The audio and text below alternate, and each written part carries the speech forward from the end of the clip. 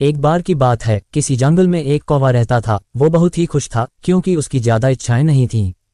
वह अपनी जिंदगी से खुश था, लेकिन एक बार उसने जंगल में किसी हंस को देख लिया और उसे देखते ही सोचने लगा कि ये प्राणी कितना सुंदर है। ऐसा प्राणी तो मैंने पहले कभी नहीं देखा। इतना साफ और सफेद, ये तो इस जंगल में औरों से बहुत सफेद और सुंदर है, इसलिए ये तो बहुत खुश रहता होगा। कौवा हंस के पास गया और पूछा, भाई तुम इतने सुंदर हो इसलिए तुम बहुत खुश होगे। इस पर हंस ने जवाब दिया, हाँ मैं पहले बहुत खुश रहता था जब तक मैंने तोते को नहीं देखा था। उसे देखने के बाद से लगता है कि तोता धरती का सबसे सुंदर प्राणी है। हम दोनों के शरीर का तो एक ही रंग है, लेकिन तोते के शरीर पर दो दो रंग है। उसके गले में लाल रंग का घेरा और वो सूर्ख हरे रंग का था। सच में वो बेहद खूबसूरत था। अब कौवे ने सोचा कि हंस तो तोते को सबसे सुंदर बता रहा है, तो फिर उसे देखना होगा। कौवा तोते के पास गया और पूछा, भाई तुम दो रंग पाकर बड़े खुश हो गए। इस पर तोते ने कहा, हाँ मैं तब तक खुश था जब तक मैंने मोर को नहीं देखा था। मेरे पास तो दो ही रंग हैं, लेकिन मोर के शरीर पर तो कई तरह के रंग हैं। अब कौवे ने सोचा सबसे ज्यादा खुश कौन है, ये तो मैं पता करके ही रहूंगा। इसलिए अब मोर से मिलना ही पड़ेगा।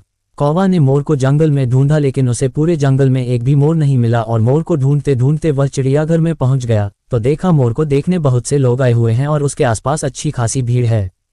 सब लोगों के जाने के बाद कौवे ने मोर से पूछा, भाई तुम दुनिया के सबसे सुंदर जीव हो और रंग बिरंगे हो, तुम्हारे साथ लोग फोटो खिंचवा रहे थे, तुम्हें तो बहुत अच्छा लगता होगा और तुम तो दुनिया के सबसे खुश जीव होगे।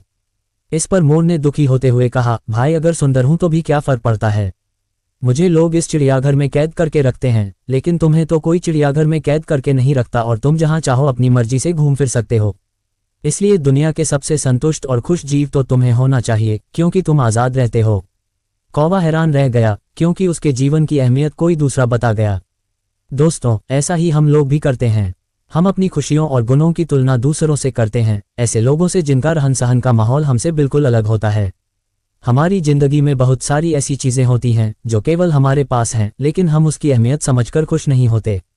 लेकिन दूसरों की छोटी खुशी भी हमें बड़ी लगती है, जबकि हम अपनी बड़ी खुशियों को इग्नोर कर देते हैं। तो दोस्तों, वीडियो अच्छी लगे तो वीडियो को लाइक कर दीजिए, चैनल को सब्सक्राइब कर दीजिए। मिलते हैं नेक्स्ट वीडियो में, जब तक अपना ख्याल रखें। धन्यवाद।